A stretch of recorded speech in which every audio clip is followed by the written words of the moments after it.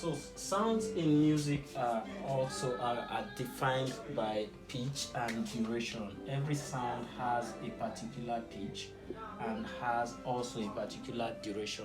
The pitch here is definite frequency. So like we found when we went to the keyboard earlier on, and you found we heard A, we heard B, we heard C, and so on.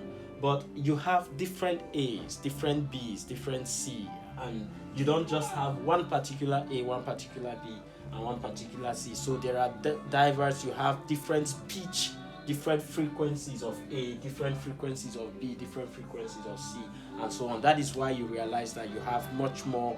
You have several keys when you look at the keyboard: A0, A1, A2, A3, just the way it is. We'll get to pitch notation in some other lessons. So, but sticking to our lesson on key naming and key nomenclature, now that we know that the keys are grouped as white and black, and we know that the names are going to come from these 7 letters of the English alphabet, and we know that these names or these keys represent actual sounds, and we know that these sounds must be of a particular pitch.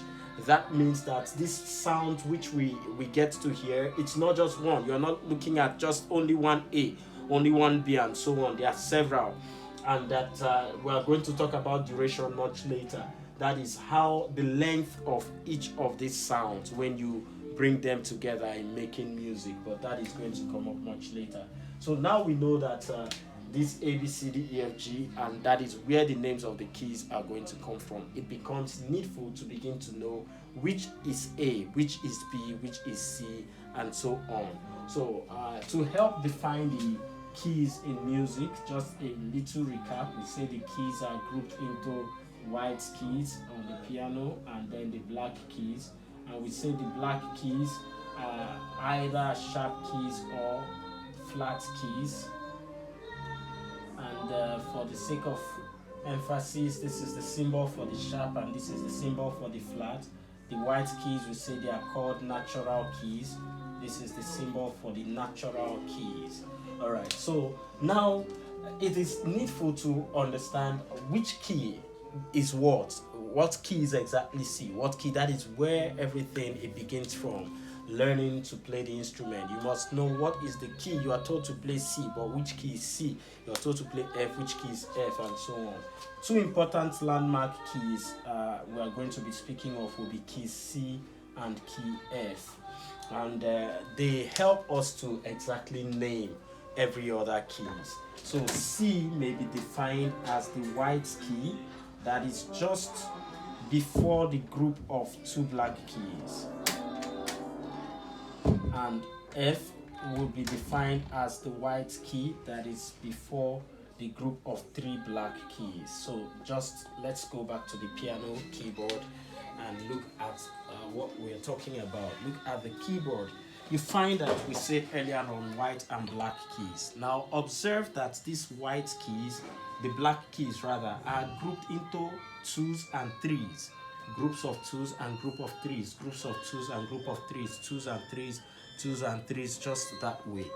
Now this is what we meant on the board when we said white key before the group of 2 black keys and white key before the group of 3 black keys. So you find in this arrangement, this is 3 black keys, there is a white key that is just before the group of 3 black keys. There is a white key that is just before the group of 2 black keys. There is a white key just before the group of 3 blacks, white just before the group of 2 blacks, and that is the arrangement. That's the anatomy you find when you look at what you see when you look at the keyboard.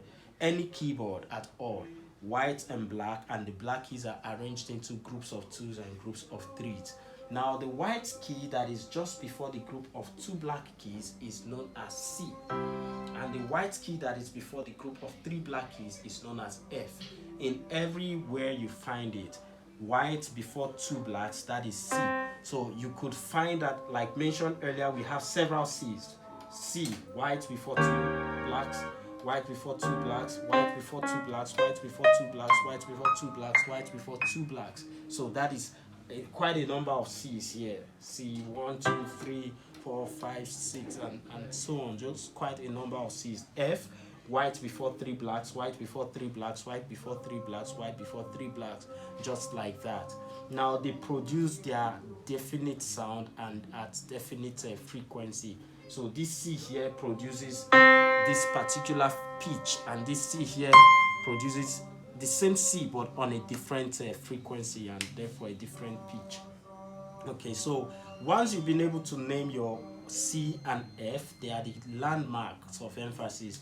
You are able to name the others. Just read your ABCDs. So once you read C, what follows becomes D, what follows E, and you see F just falls into the before the group of three blacks. Then G, then A, then B. There is no after G. There is no H. Remember we said A, B, C, D, E, F, G. So it gets back again. It goes back to another A. Just starts that way. Again, what we mentioned earlier, that there are several A's. So C, D, E, F before the three blacks, then G, A, B, and C before the two blacks. All right. So today we just want to see how much we can emphasize on the names of the keys, and we do hope that you got something out of that. Thank you.